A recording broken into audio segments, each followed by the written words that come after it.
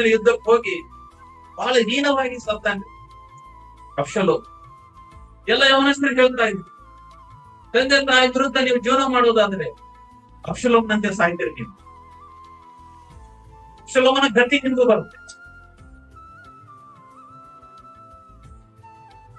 ಮರಕ್ಕೆ ಅವನ ಸತ್ತ ಶವ ದೇಹ ಅಂಟಿಕೊಂಡು ಇದ್ದಾರೆ. ದೇವರ ಅಂತ ಮರಣವನ್ನು ಅವನು ಕೊಟ್ಟಿದ್ದಾನೆ. ನನಗೆ ಬಹಳ ಆಶ್ಚರ್ಯ ಏನಂತಂದ್ರೆ 15ನೇ ಅಧ್ಯಾಯದಲ್ಲಿ ನನಗೆ ಬಹಳ ಆಶ್ಚರ್ಯವಾದಂತ ವಿಷಯ. 15ನೇ ಅಧ್ಯಾಯ 30ನೇ ವಚನ. ದಾವೀದನು ಮೊರೆಯನ್ನು ಮುಚ್ಚಿಕೊಂಡು ಅಳುತ್ತಾ ಬರಿಗಾಲಿನಿಂದ ಎಣ್ಣೆ ಮರಗಳ ಗುಡ್ಡವನ್ನೇಳಿದನು. ಆತನ ಜೊತೆಯಲ್ಲಿದ್ದ ಜನರು ಮೊರೆ ಮುಚ್ಚಿಕೊಂಡು, ಇಲ್ಲಿ ಒಂದು ವಿಷಯ ನೋಡ್ಬೇಕಾಗಿದೆ. ಗುಡ್ಡವನ್ನ ಯಾಕೆ ಏರ್ತಾ ಇದ್ದಾನೆ ದಾವೀದನು? ಗುಡ್ಡವನ್ನ ಏರುವಂತ ಅವಶ್ಯಕತೆ ಏನಿದೆ? ಈಗ ಮೊದಲೇ ಎಷ್ಟೋ ದೂರದಿಂದ ಓಡಿ ಓಡಿ ಬಂದಿದ್ದಾನೆ. ಎಷ್ಟು ಟಯರ್ಡ್ ಆಗಿರ್ಬೋದಾಗಿ ಅಲ್ವಾ? ಕಾಲಲ್ಲಿ ಚಪ್ಪಲಿ ಇಲ್ಲ, ಓಡಿ ಓಡಿ ಓಡಿ ಎಷ್ಟೋ ದೂರ ಓಡಿ ಹೋದಂತ ದಾವೀದ ಈಗ ಗುಡ್ಡ ಹತ್ತುವಂತ ಅವಶ್ಯಕತೆ ಏನಿದೆ? ಯಾಕೆ ಆತನ ಗುಡ್ಡ ಏರ್ತಾ ಇದ್ದಾನೆ?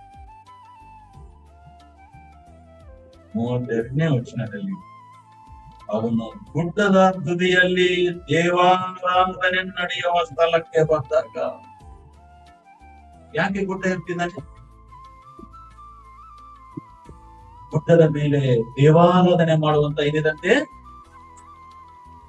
ಈ ಸಮಯದಲ್ಲಿ ಆರಾಧನೆ ಮಾಡ್ತಾರೆ. ಇದು ಆರಾಧನೆ ಮಾಡುವ ಸಮಯನ? ಇದು ಪ್ರಾರ್ಥನೆ, ಉಪವಾಸ ಪ್ರಾರ್ಥನೆ ಮಾಡುವಂತ ಸಮಯ ಇದು. ಯಾಕೆ ದಾವೀದನು ಆರಾಧನೆ ಮಾಡುವಂತ ಸ್ಥಳವನ್ನು ಹುಡುಕ್ತಾ ಇದ್ದಾನೆ? ಗುಡ್ಡವನ್ನು ಏರುವಂತ ಅವಶ್ಯಕತೆ ಏನಿದೆ ದಾವೀದನಿಗೆ ಅಂತಂದ್ರೆ ಅಲ್ಲಿ ಆರಾಧನೆ ಮಾಡುವಂತ ಸ್ಥಳ ಇದೆ. ಸಿಂಹಾಸನ ಇದ್ರು ಆರಾಧನೆ, ಸಿಂಹಾಸನ ಇಲ್ಲಂದ್ರು ಮಗ ಅಡ್ಡು ತಿರುಗಿದರೆ ಆರಾಧನೆ, ಮಗ ಪ್ರೀತಿಸಿದ್ರು ಆರಾಧನೆ ಬಂದಾಗಲ್ಲ. ಆರಾಧನೆ ನಿಲ್ಲಲ್ಲ ದಾವೀದನ ಜೀವಿತದಲ್ಲಿ. ನೋ, ಊಟ ಇದ್ರು ಆರಾಧನೆ, ಊಟ ಇಲ್ಲಂದ್ರು. ಯಾಕಂದ್ರೆ ಅವನ ಜೀವನ ಅಭ್ಯಾಸವಾಗಿತ್ತು ಅದು. It was his daily routine. ಅನೇಕ ವರ್ಷಗಳಿಂದ ಅವನು ಆರಾಧನೆಯನ್ನು ಮಾಡುವಂತ ವ್ಯಕ್ತಿ. ಸೌಲನಿಗೆ ದುರಾತ್ಮ ಇತ್ತಂತೆ ಸೌಲನಲ್ಲಿ. ಯಾರನ್ನ ಕರೆದ್ರು? ಯಾರನ್ನ ಕರ್ಕೊಂಡು ಬಂದ್ರು ಸೌಲನ ಕಡೆಗೆ? ಕಿನ್ನರಿ ಬಾರಿಸಿದ್ದು ಆರಾಧನೆ ಮಾಡಿದ್ರೆ ದುರಾತ್ಮ ಆರಾಧಕನಿಗೆ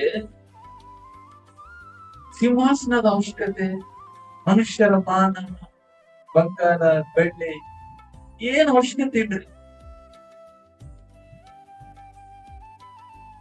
ದೇವರನ್ನು ಆರಾಧಿಸುವಂತವ್ರು ಅವ್ರು ಯಾವಾಗ್ಲೂ ಹುಡುಕ್ತಾ ಇರ್ತಾರೆ, ಎಲ್ಲಿ ಆರಾಧನೆ ಮಾಡ್ಲಿ, ಎಲ್ಲಿ ಒಂದು ಹಾಡಾಡ್ಲಿ, ಎಲ್ಲಿ ಒಂದು ದೇವರಿಗೆ ಒಂದು ಯಾರು ಮಾತು ಸ್ತುತಿಸ್ಲಿ. ಅವ್ರು ಎಲ್ಲಿ ಹೋದ್ರು ಆರಾಧನೆ ಸ್ಥಳ ಹುಡುಕ್ತಾ ಇರ್ತಾರೆ. ಯಾಕಂದ್ರೆ ಅವ್ರು ಆರಾಧಿಕನು. ಅಡಿಗೆಯಲ್ಲಿರ್ಲಿ ಆರಾಧನೆ, ಸಿಂಹಾಸನ ಮೇಲೆ ಇದ್ರು ಸಹ ಆರಾಧನೆ, ಮನೆಯಲ್ಲಿದ್ರು ಆರಾಧನೆ, ಎಲ್ಲಿಯೂ ಸಹ ಸ್ವಾರ್ಥಿಕನು. ಅವನನ್ನು ಕುಂದಿರಿಸಲಿಕ್ಕಾಗಲ್ಲ. ಅವನು ಸ್ವಾರ್ಥಿಕನು. ಅವನಲ್ಲಿ ಒಂದು ಬೆಂಕಿ ಇದೆ, ಅವನಲ್ಲಿ ಸ್ವಾರ್ಥೆಯ ಬೆಂಕಿ ಇದೆ. ಕೆಲವರು ಆಸಕ್ತಿಗಳನ್ನು ನೋಡ್ತಾ ಇರ್ತೀನಿ ನಾವು. ಎಂತ ಆಸಕ್ತಿ! ಅವ್ರಿಗೆ ಹಿಡಿಯೋದು ಬಹಳ ಕಷ್ಟ. ಸುಮ್ಮನೆ ಇರಕ್ಕಾಗಲ್ಲ ಅವ್ರಿಗೆ. ಏನಾದ್ರೂ ಅದು ಮಾಡ್ತಾ ಇರ್ತಾರೆ. ಪ್ರಾರ್ಥನೆಯಾದ್ರೂ ಮಾಡ್ತಿರ್ತಾರೆ, ವಾಕ್ಯವನ್ನಾದ್ರೂ ಓದ್ತಾ ಇರ್ತಾರೆ, ಸುವಾರ್ತೆಯನ್ನಾದ್ರೂ ಸಾರ್ತಾ ಇರ್ತಾರೆ, ಸಭೆಯಲ್ಲಿ ಬಂದು ಏನೆಲ್ಲ ಕೆಲಸ ಮಾಡ್ತಾ ಇರ್ತಾರೆ. ಅವರನ್ನು ಈಗ ಗೊತ್ತ, ಕೆಲವು ಏನೋ ಮಾಡೋದು. ಯೇಸು ಸ್ವಾಮಿ ಇದ್ದಾಗೆ ಸಮಸ್ಯೆ ಇತ್ರಿ. ಎದೆ ಪಡ್ಕೊಂಡ್ರೆ ಅಳುವುದಿಲ್ಲ, ಕೂತಿದ್ರೆ ಎರಡೂ ಮಾಡಲ್ಲ. ಈ ಪಾಪಿ ಇರ್ತಾನಲ್ರಿ, ಇವನಿಗೆ ಸುವಾರ್ತೆ ಹೇಳಿ ತಿರುಗಾಡ ಹೇಳಿ ಅವ್ನು ಸ್ವಲ್ಪ ಪಶ್ಚಾತ್ತಾಪ ಅನ್ಸಿದ್ರೆ ಸ್ವಲ್ಪ ಅವಕಾಶ ಐತಿ, ಚಾನ್ಸ್ ಐತಿ. ದಾವೀದನು ಆ ಒಂದು ಗುಡ್ಡವನ್ನು ಸ್ತುತಿಸುವಂತವ್ರಂತೆ, ಆರಾಧಿಸುವಂತವ್ರು.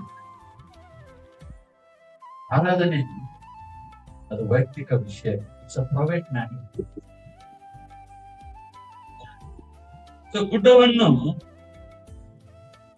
ಏರಿ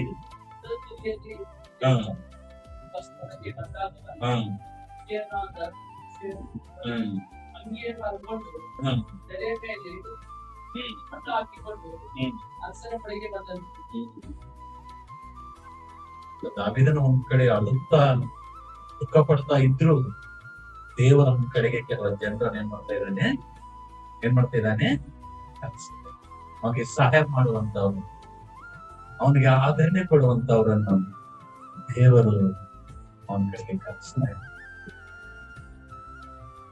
ನಾವು ಅಬ್ರಹಾಮನಂತೆ ದಾವೀದನಂತೆ ನಾವು ದೇವರನ್ನು ನಂಬುವಾಗ, ಜನರು ನಮ್ಗೆ ಅಡ್ಡ ಬಿಡುವಾಗ, ನಮ್ಮ ಸ್ವಂತವರು ನಾವು ಬಹಳ ಪ್ರೀತಿಸುವಂತವ್ರು ನಮ್ಗೆ ಅಡ್ಡ ತಿರುಗುವಾಗ, ಬೇರೆ ಯಾರನ್ನು ದೇವರು ನಮ್ಮ ಕಡೆಗೆ ಮಾಡ್ತಾನೆ, ಆದರಣೆ ಕೊಡ್ತಾನೆ, ಕಾಯ್ತಾನೆ.